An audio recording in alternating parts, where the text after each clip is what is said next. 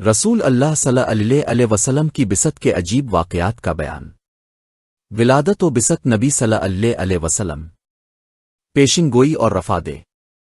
دلائل میں ابو نعیم سعیر بن سواد العامری سے روایت کرتے ہیں کہ محلہ کی ایک دوشیزہ سے میرا معاشقہ چل رہا تھا، میں اس کی خاطر سردی و گرمی ہر موسم میں اس کے لیے سفر کے مصائب اور تکالیف جھیلتا رہتا تھا۔ تجارت کا کوئی موقع ہاتھ سے نہ جانے دیتا تھا، چنانچہ میں نے موسم حج اور عرب کے اجتماع کی خاطر شام سے غلہ اور دیگر سامان تجارت خریدا۔ چنانچہ میں ایک تاریک رات میں مکہ آباد ہیں لیٹ گیا، یہاں تک کہ رات کی تاریکی ختم ہو گئی اور میں نے سر اٹھا کر دیکھا تو فلک بوس خیمے نصب ہیں، ان میں طائف کے قالین بچھے ہیں، اونٹ ذبح ہو رہے ہیں اور کچھ ذبح کرنے کی خاطر لائے جا رہے ہیں۔ کھانے والے اور باورچیوں کا جائزہ لینے والے کہہ رہے تھے، جلدی کرو، ایک آدمی ٹیلے پر کھڑا بانگ دہل کہہ رہا ہے، اے اللہ کے مامانو، کھانے کی طرف چلے آؤ، اور ایک پست قامت آدمی راستے میں کھڑا اعلان کر رہا ہے، اے اللہ کے مامانو، جو کھا چکا ہے وہ پچھلے پہر کے کھانے کے لیے آئے۔ اس منظر نے مجھے عجیب مخمسے میں ڈال دیا، میں صورت حال معلوم کرنے کے لیے رئیس قوم سے ملاقات کرنا چاہتا تھا۔ میرے ساتھ والے آدمی نے میری یہ کیفیت بھانپ کر کہا، میں قوم تیرے سامنے ہے، وہاں ایک رئیس ہے، اس کے رخسار سرخ ہیں اور جبین ستارہ کی طرح چمکدار ہے، سیاہ امامہ سر پر آراستہ ہے، اس سے سیاہ اور چمکدار بال نمودار ہو رہے ہیں گویا وہ سیاہ آبنوس ہے۔ ایک روایت میں ہے کہ وہ سیاہ فام کرسی پر براجمان ہے اور اس کے سامنے قالین بچھا ہوا ہے، اس کے ہاتھ میں چھڑی ہے، اس سے پہلو کو سہارا دیے ہوئے ہے کہ اردگر میں مشائخ واکابر چپ چاپ تشریف فرما ہے۔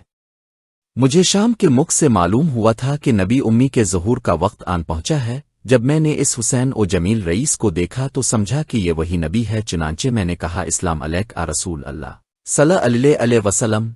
تو اس نے کہا، نہ قطن نہیں، اس کے ظہور کا وقت قریب آ چکا ہے، کاش میں وہ ہوں۔ میں نے کسی سے پوچھا یہ کون صاحب ہیں، تو معلوم ہوا کہ ابو نضلہ اشم بن اب مناف ہے۔ میں واپس چلا آیا اور میں بے ساختہ کہہ رہا تھا، واللہ یہ ہے بزرگی و شرف الجفنا، یعنی انسان کا جا و جلال اس کے سامنے ہیچ ہے۔ ہاشم کے کھانے کا یہ اہتمام تھا جو اس کا منصب تھا ایام حج میں۔ عبد المطلب کا خواب اور اس کی تعبیر۔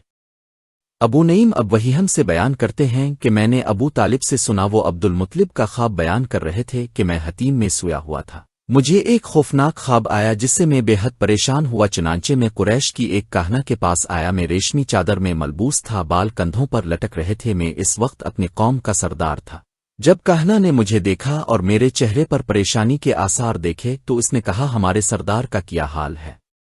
پراگندہ حال کیوں ہو؟ کیا حوادثت زمانہ سے پریشان ہو؟ میں نے کہا، کیوں نہیں۔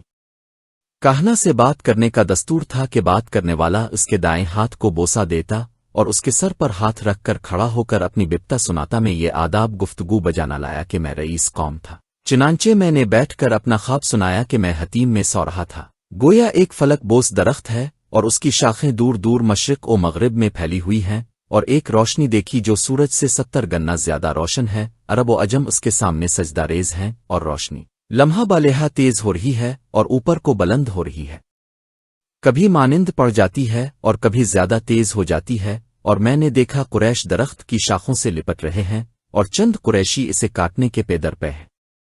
جب کاٹنے کے لیے آگے بڑھتے ہیں تو ایک نہایت حسین و جمیل اور معطر بے مثال نوجوان ان کو پیچھے ہٹا رہا ہے، ان کی کمریں توڑ رہا ہے اور آنکھیں پھوڑ رہا ہے۔ میں نے درخت کی شاخ پکڑنے کے لیے ہاتھ اٹھایا تو اس نوجوان نے مجھے منع کر دیا۔ میں نے پوچھا، یہ کس کے نصیب میں ہے؟ تو اس نے کہا، یہ لوگ جو پہلے سے چمٹ رہے ہیں ان کا مقدر اور نصیب ہے۔ پھر میں پریشان اور خوفزدہ بیدار ہوا۔ خواب سنانے کے بعد میں نے دیکھا کہ کاہنہ کا چہرہ فق ہو چکا ہے۔ پھر اس نے کہا، تیرے خواب کی تعبیر یہ ہے کہ تیری نسل سے ایک آدمی پیدا ہوگا جو مشرق و مغرب کا مالک ہوگا اور لوگ اس کے تابع ہوں گے۔ پھر عبد المطلب نے ابو طالب سے کہا، ممکن ہے کہ تو ہی یہ موعود مولود ہو؟ ابو طالب یہ خواب رسول اللہ صلی اللہ علیہ وسلم کی بست کے بعد بیان کیا کرتے تھے۔ واللہ یہ پر نور درخت ابو القاسم محمد امین ہے۔